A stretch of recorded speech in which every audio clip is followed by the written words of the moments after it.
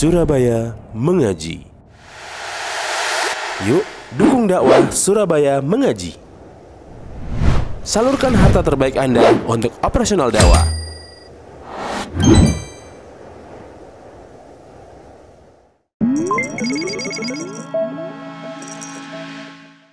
Faqala subhanahu, apa dalilnya yang menunjukkan kalau tujuan utama kita di dunia adalah dalam rangka beribadah kepada Allah, yaitu firman Allah yang sudah sering kita dengar bahkan kita hafal dalam surat Adz-Dzariyat ayat 56, wa ma khalaqatul jinna wal insa illa liya'budun, ya, dan tidaklah aku ciptakan jin dan manusia kecuali hanya untuk beribadah kepadaku. Wala yuqbalu minal abdi sa'yuhu wa ibadatuhu illa idza tahaqqaqa fihi syartani. Dan ibadah seorang hamba tidak akan diterima oleh Allah Azza wa Jalla kecuali apabila memenuhi dua syarat. Ya, jadi kalau kita pengen ibadah yang kita lakukan tidak sia-sia, para hadirin yang dirahmati Allah, kalau kita pengen tidak sekedar mendapatkan capek saja dalam beribadah kepada Allah, maka ibadah yang kita lakukan harus memenuhi dua syarat. Ya, jangan sampai kita sudah capek-capek sholat, sudah menahan lapar dan haus puasa, ya kan? Sudah capek-capek bersedekah, mengeluarkan uang yang cukup banyak, wal iyazubillah ternyata ibadahnya nggak diterima oleh Allah. Ya, rugi dunia akhirat. Ya. Maka bagaimana caranya biar kita nggak jadi orang yang rugi dalam beribadah kepada Allah? Maka harus ada dua syarat ini. Yang pertama adalah al-ikhlasu lillahi ta'ala fihi. Ibadah yang kita lakukan harus kita niatkan ikhlas untuk Allah Azza wa Jalla. Jangan sampai kita melakukan sholat, puasa, sedekah, umroh, haji, dan yang lain sebagainya demi kepentingan duniawi. Ya, sholat biar dilihat kalau misalnya taat beribadah, sok alim, ya. Kemudian sedekah biar dilihat kalau dia dermawan misalnya. Nah, ini marilah kita jauhkan niat-niat seperti ini, ya. Maka mari kita jadikan seluruh ibadah kita, termasuk kita duduk di masjid ini dalam rangka belajar bersama-sama, kita niatkan dalam rangka supaya Allah memasukkan kita ke dalam surga. Ya, ini yang pertama. Jadi harus ikhlas. Syarat yang kedua agar ibadah kita diterima oleh Allah Azza wa Jalla, wa kaunul amali salihan muwafiqan li sunnati rasulih sallallahu alaihi wasallam.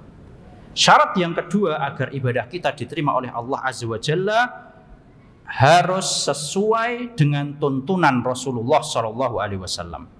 Harus sesuai dengan cara yang diajarkan oleh beliau sallallahu alaihi wasallam, ya. Jangan sampai kita sudah capek-capek sholat, capek-capek puasa, ternyata puasanya termasuk puasa yang nggak ada dalilnya, termasuk sholat yang nggak diajarkan oleh Rasulullah SAW. Ya, maka ini adalah syarat yang kedua. Kita harus ketika sholat, puasa, umroh, haji, dan melakukan ibadah-ibadah yang lain harus sesuai dengan cara yang telah diajarkan oleh Rasulullah SAW. Ya, Qala ta'ala, apa dalilnya? Apa dalil yang menunjukkan kalau ibadah seseorang itu diterima oleh Allah harus ada dua syarat ini? Ya, ini poin penting para jamaah. Jadi kalau pas kita nanti menjelaskan kepada orang-orang terdekat kita, misalnya apa sih dalilnya ikhlas sama harus ikut tuntunan Nabi? Ya, sebenarnya kalau dicari dalil satu-satunya ada, ikhlas sendiri ada dalilnya. Harus sesuai tuntunan Nabi SAW juga ada dalil khususnya. Tapi kita pilih satu dalil ini karena dalil ini unik, ya.